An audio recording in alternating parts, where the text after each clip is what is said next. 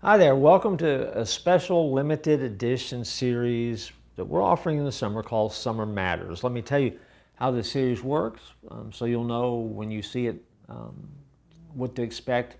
It's a Bible study. It's a study that we're talking about some things that I think are important for us. But just consider this just a devotional Bible study type of thing that we're going to do and just be a little bit more focused and centered on what really matters in the passage. And so we're going to look at the book of 2 Samuel, 2 Samuel 23. And so you can get your Bibles out at some point. We're not going to look at the passage today. I just want to get your mind rolling just a little bit for the topic at hand. Let's say you have been invited to observe an operating room. And so you're kind of sitting in the theater of an operating room as a famous cardiovascular surgeon has a patient on the table. You've seen these things on TV. Some of you have lived through these kind of things, but their chest is open. The doctor is holding the heart in his hand, and next to the doctor stands the surgeon who's working with him, a nurse. They're trained professionals.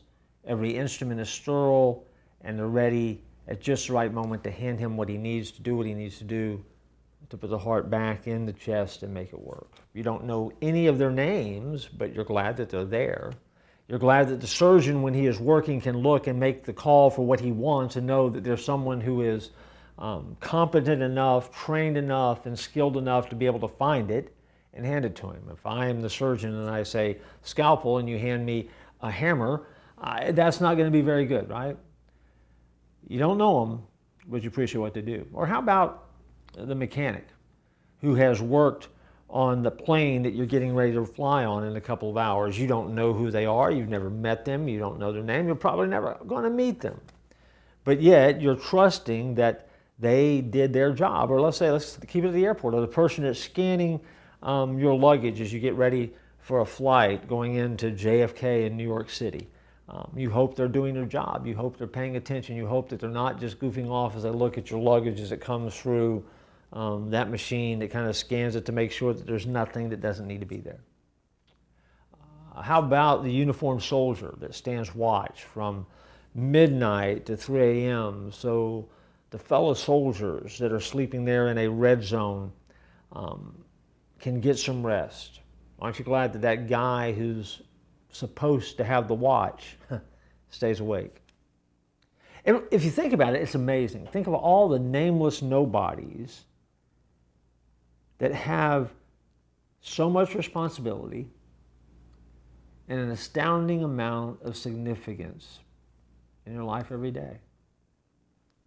It's easy to get busy, and we don't actually think of them as insignificant,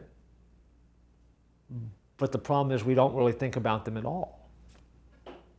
And it's really easy because we get so busy with what we're doing and where we're going and what we're thinking and what we're wanting and what we're needing that it doesn't take long, and we just kind of move past these people who are pouring so much into our life and make such a difference in our life.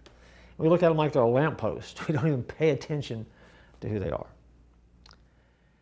And there's something about our culture that we're trained to think that the most significant people out there are athletes, actors, musicians, newscasters, commentators, some social media hero.